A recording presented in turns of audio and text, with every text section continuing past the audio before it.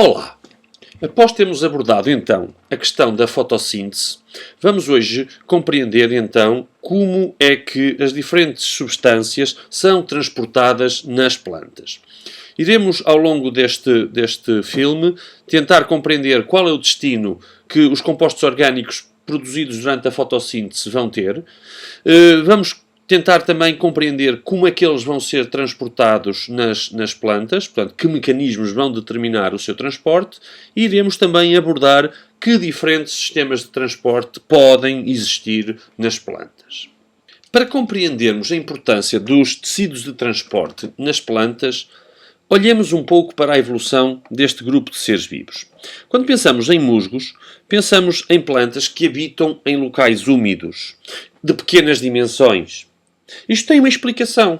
Os musgos são plantas avasculares, ou seja, não têm tecidos de transporte. O que é que isto implica? Isto vai implicar que todas as células daquele ser vivo têm que estar próximas da água para poderem receber essa água por osmose para conseguirem sobreviver. Se o musgo tivesse grandes dimensões, existiriam células que porventura estariam afastadas da água e não a receberiam em tempo útil. Porquê? Porque efetivamente o musgo não tem tecidos condutores. Quando pensamos nas plantas vasculares, quando pensamos em fetos, quando pensamos em gimnospérmicas, quando pensamos em angiospérmicas, verificamos que já são plantas de maior porte. Porquê? Porque efetivamente já têm dois tecidos de transporte. Têm um tecido de transporte especializado no transporte da água e sais minerais, desde as raízes até aos locais onde elas vão ser necessárias, nomeadamente as folhas, e vão ter depois também tecidos de transporte especializados para levar a matéria orgânica sintetizada pela fotossíntese para todas as células, onde essa matéria vai ser ou armazenada ou consumida. Como estamos a ver então, os tecidos de transporte condicionaram o processo evolutivo, a ocupação dos diferentes ambientes terrestres por parte das plantas. Vamos começar por falar então no tecido responsável pela condução da água e sais minerais, desde a raiz até aos órgãos fotossintéticos, até às folhas. Este tecido designa-se por xilema. É um tecido constituído por 4 tipos de células. No entanto, nós hoje iremos aqui apenas falar de 2. Iremos falar dos traqueídos, também designados muitas vezes de tracoides. Portanto, são células com espessamentos nas suas paredes e são afiladas nas extremidades. Estes tracoides ou traqueídos são, juntamente com os elementos do vaso, estas células aqui mais largas e também com as paredes bastante espessas, são então responsáveis pelo transporte de água e sais minerais. Portanto, cá temos os elementos dos vasos, portanto, são estas células, e cá temos os traqueídos ou tracoides, que são estas. Existem também ainda nos tecidos xilémicos fibras, que também têm paredes bastante grossas e, devido a essa característica, portanto, o xilema tem ainda também uma função de sustentação na planta. Quanto ao floema, o floema, portanto, vai ser o tecido responsável pelo transporte da seiva elaborada, portanto, basicamente a água e a tal matéria orgânica foi produzida na fotossíntese.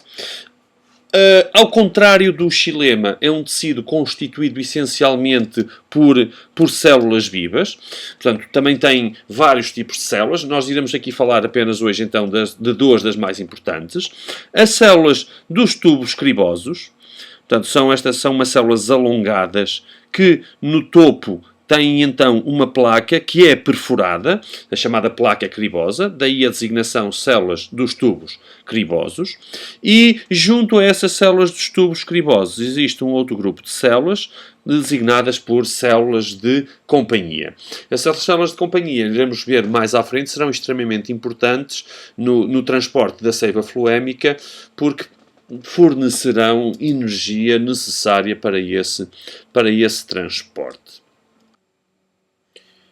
Um órgão que vai desempenhar um papel importante na ascensão da seiva bruta é a folha. A folha é o órgão, basicamente, onde estão localizados os tecidos clorofilinos e, portanto, é o órgão onde ocorre, essencialmente, a fotossíntese. Ora bem, uma folha de uma planta que está em ambiente terrestre não pode, sob o risco de a planta dissecar, não pode, como eu estava a dizer, perder grandes quantidades de água. E é por isso que a maior parte das plantas tem na sua epiderme superior, a revestir a sua epiderme superior, uma fina cutícula de uma substância impermeável. Cutícula essa que, logicamente, também existe na epiderme inferior, a revestir a epiderme inferior. Portanto, se as plantas são então revestidas por uma película que impede a passagem da água, pergunto eu, como é que a água sairá das folhas? Como é que as plantas, ou porquê que as plantas transpiram? Bom, as plantas transpiram graças a umas aberturas, a uns orifícios que ora abrem, ora fecham, dependendo das condições do meio, orifícios esses que fazem parte de uma estrutura chamada então de estoma. Chamo aqui, antes de avançarmos para o estudo dos estomas, chamo aqui a atenção, então, que as folhas, à semelhança dos outros órgãos das plantas, têm vasos condutores, têm xilema, têm floema. Pois, é lógico, os vasos condutores, xilema e floema, têm que chegar a toda a parte da planta, porque toda a parte da planta precisa de matéria orgânica, toda a parte da planta precisa de água e de sais minerais. No espaço entre as epidermes da folha, vamos ter então células parenquimatosas, vamos ter parênquima, e estes parênquimas têm então muitos cloroplastos e efetivamente é aqui que ocorre grande parte da fotossíntese. Estamos então na presença agora dos estomas, as tais aberturas existentes na epiderme das folhas que ora se encontram abertos, ora se encontram fechados, dependendo então das condições do meio. Quando as condições do meio são ideais, isto é, existe luz, a temperatura é ideal para as enzimas funcionarem, não há stress hídrico, isto é, existe água suficiente para a realização da fotossíntese, então, pois sim, o estoma abre. Ao abrir, vai deixar sair água, vai transpirar, vai deixar sair oxigênio, que é produzido na fotossíntese, mas vai deixar entrar CO2, dióxido de carbono, que vai ser importante para essa fotossíntese. O estoma, estou aqui a falar do estoma, ainda não vos disse o que é o estoma, portanto o estoma é esta estrutura, constituída então por um conjunto de células, que nós chamamos de células guarda, que ladeiam um orifício que nós designamos de ostíolo e que desembocam numa cavidade designada de câmara estomática. Como é que então que se processa a abertura dos estomas? Portanto, quando as condições do meio são as ideais, como eu estava a dizer, para que ocorra então a fotossíntese, o estoma começa por bombear para o seu interior das suas células guarda íons potássio. Esses íons potássio irão então fazer com que haja um aumento da pressão osmótica nas células guarda. Relembro aqui que é importante para compreenderem este mecanismo que vocês tenham presente a osmose.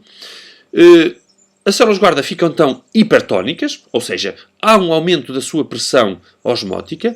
Isto vai implicar que entre água para as células guarda, estas células guarda, devido à entrada de água, ficam túrgidas e devido a esta turgescência, o ostíolo abre.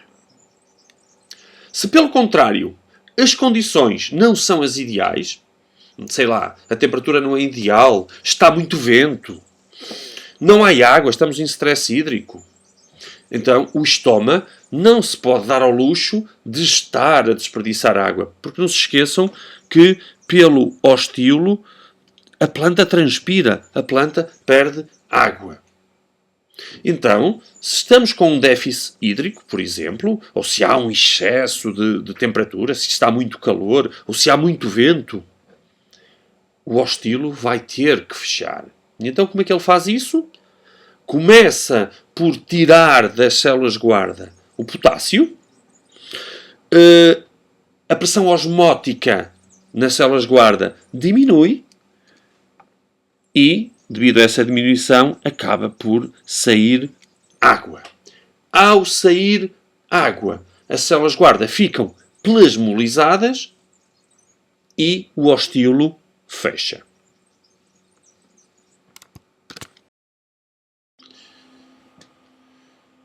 É importante percebermos que a planta não pode, pelas suas raízes, perder água.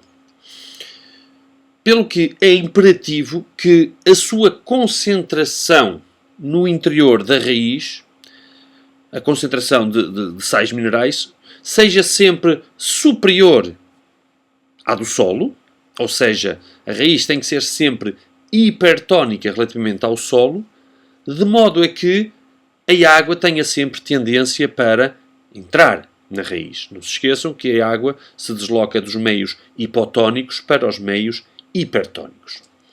Como é que a planta garante isso? A planta garante isso fazendo transporte ativo de minerais para o seu interior. A planta transporta ativamente minerais para o seu interior.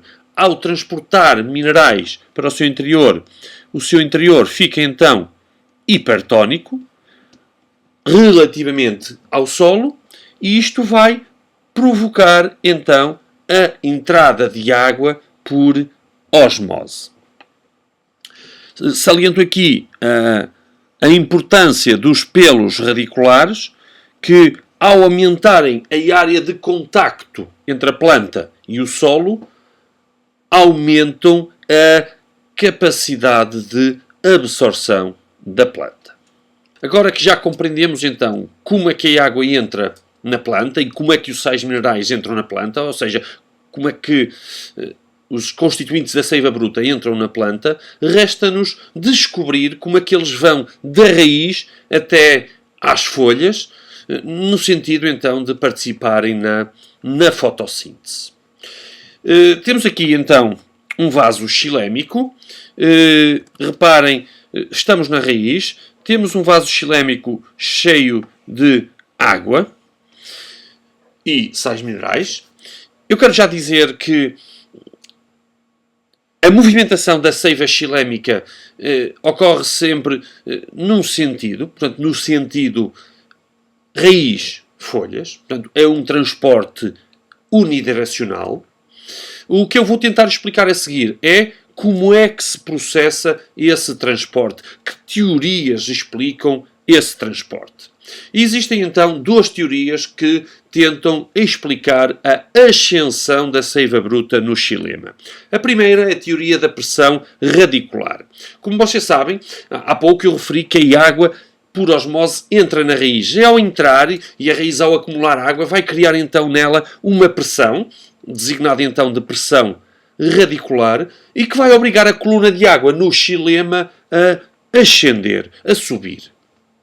Como evidências a apoiar a teoria da pressão radicular, temos a gutação, portanto, que é um fenómeno no qual certas folhas libertam água por umas células especializadas chamadas hidátodos.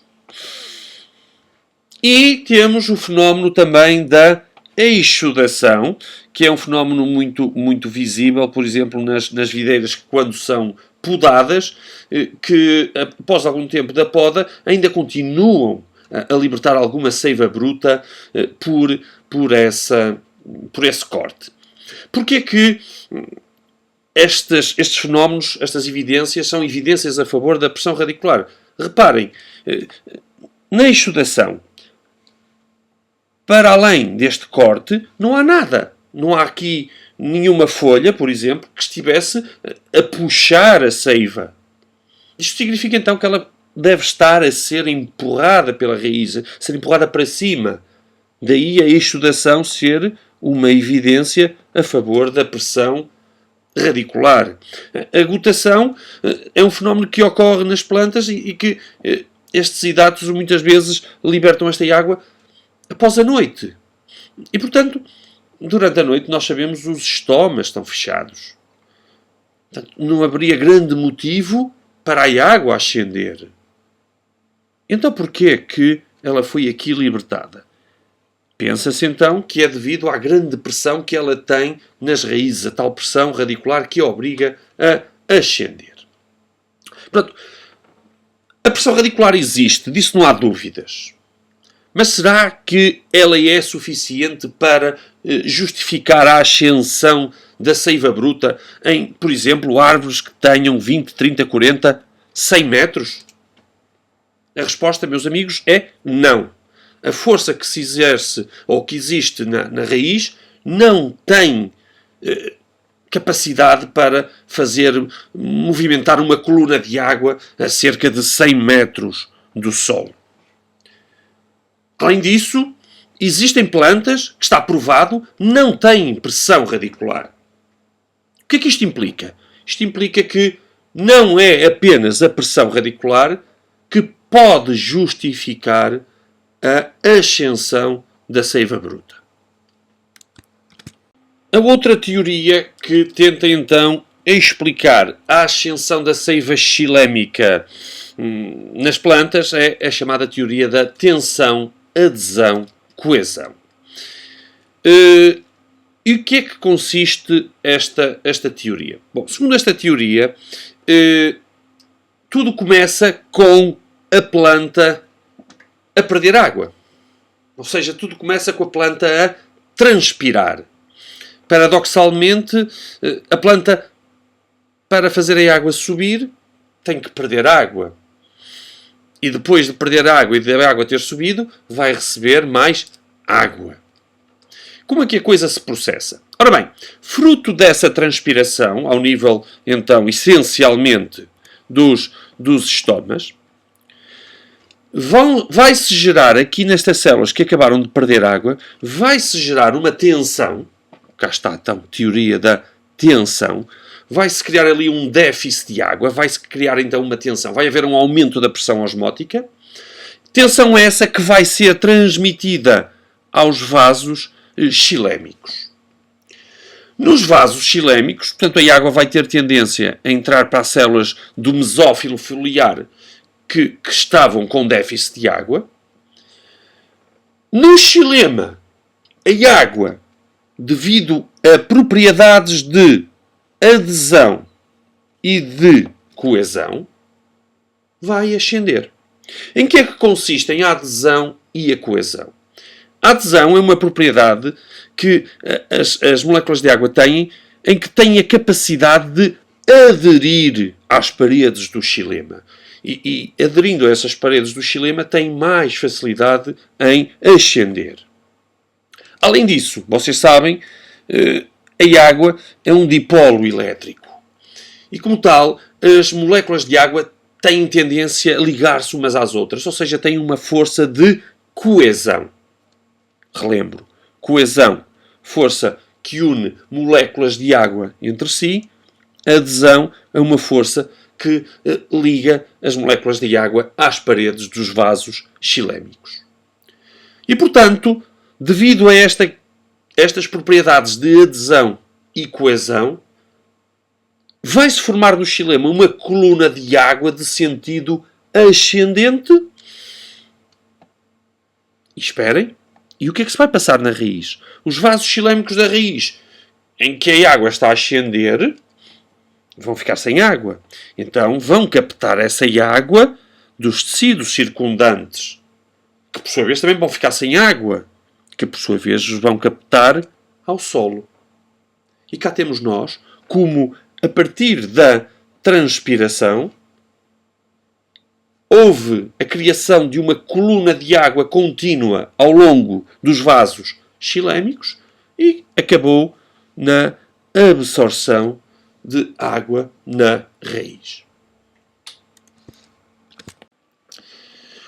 Para o transporte da seiva floémica foram ao longo dos tempos, feitas experiências que foram permitindo ir acumulando conhecimentos sobre esse transporte, nomeadamente a constituição da seiva elaborada, nomeadamente em que tecidos essa seiva era conduzida, nomeadamente em que direção, em que sentido ocorria o transporte dessa seiva. Estudos como, por exemplo, este que está aqui representado de um senhor chamado, então, Malpighi, que basicamente retirou o anel de casca, tendo o cuidado de retirar também, cortar os vasos floémicos. Portanto, este corte aqui atinge os vasos floémicos, mas não atinge os vasos xilémicos. Deste modo, a água é-lhe permitida subir. E foi assim, quando se começou a notar a formação deste papo aqui, desta protuberância, que se começou a perceber que o transporte do floema, do transporte da seiva elaborada, ocorria então ao nível dos vasos floémicos e começou ali a ficar acumulada. Trabalhos com afídeos, portanto, estes insetos, aos quais, quando eles chegavam e com o seu estilete picavam as plantas, estão aqui a ver o estilete a picar a planta, quando se corta a cabeça do afídeo, se deixa lá ficar o estilete, verifica-se que este estilete continua a jorrar a seiva elaborada. Portanto, isto começou a permitir aos cientistas tirar determinadas conclusões, nomeadamente que o fluido circula sob pressão. Aqui, novamente, o uso dos afídeos. O uso de substâncias radioativas permitiu compreender que o transporte da seiva elaborada é um transporte multidirecional. O que é que isto quer dizer?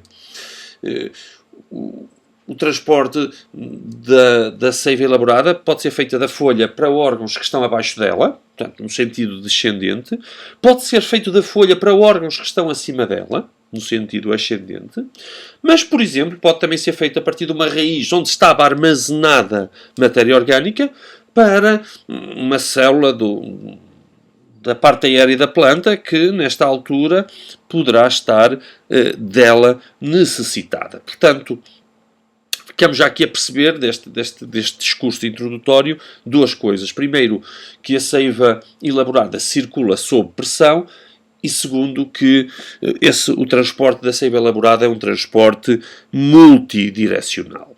Como é que se processa, então, esse transporte? Houve um senhor, o Sr. Munch, que tentou montar um dispositivo. De um lado, ele colocou uma solução de sacarose, água pura.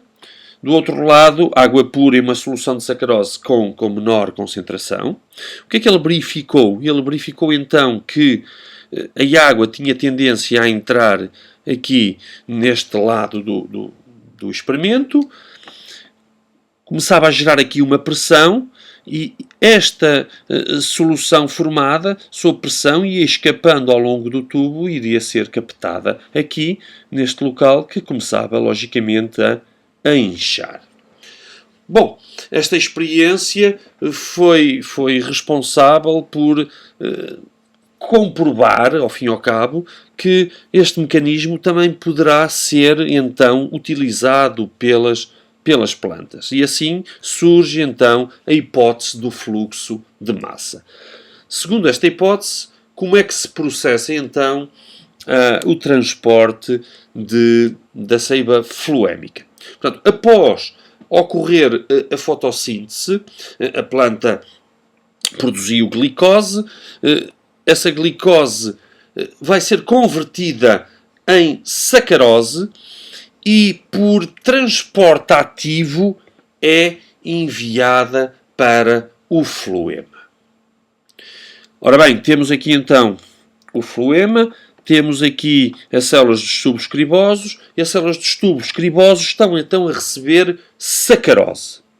Fruto dessa entrada então de sacarose por transporte ativo, aumenta nas células dos tubos cribosos a pressão osmótica. Aumentando a pressão osmótica, vai haver então tendência para entrar água. Água essa que vem dos vasos xilémicos vizinhos. Esta água vai então aumentar a turgescência ao nível das células dos tubos cribosos e vai fazer com que a seiva fluémica se vá direcionar, se vá movimentar dos locais onde esta pressão está enorme para os locais onde essa pressão é menor. Normalmente locais onde, portanto, ela vai ser ou consumida ou retirada. Situação que se está a verificar aqui. Esta saída da sacarose dos vasos fluémicos, portanto, das células dos tubos cribosos, é também feita por transporte ativo. Após sair a sacarose, a água vai regressar aos vasos xilémicos. Recapitulando, portanto, temos fotossíntese, que leva à produção de matéria orgânica, nomeadamente então glicose, que é convertida em sacarose, aqui representada por estas pintas vermelhas. Sacarose que é bombeada através das células de companhia por transporte ativo para as células dos tubos cribosos. Provoca um aumento da pressão osmótica nestas células dos tubos cribosos. Devido a isso, vai entrar água, aumenta-se ali a pressão de turgescência, e essa pressão de turgescência vai provocar a movimentação desta seiva elaborada, dos locais onde ela está com grande pressão para os locais onde está em menor pressão. Chegado a um órgão ou um tecido onde vai ser armazenada ou consumida, ela é retirada também por transporte ativo e, de seguida, a água abandona também as células dos tubos cribosos e vai para os vasos xilémicos.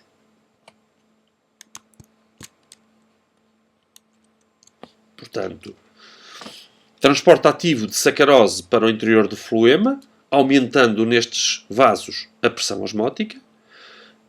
A água vai entrar, então, por osmose no floema, vindas dos xilemas próximos. Cria-se ali uma pressão de turgescência que vai forçar o fluido a movimentar-se através das placas crivosas. Ao nível dos órgãos consumidores, ou onde se vai ser armazenada, a sacarose sai do floema. Há uma diminuição da pressão osmótica e, devido a isso, a água vai acabar também por abandonar os vasos fluémicos. Espero que tenham gostado. Hoje foi um bocadinho mais comprido que o normal. Qualquer dúvida, já sabem, não hesitem em colocar a questão aí na caixa dos comentários. Partilhem com os vossos amigos e até à próxima.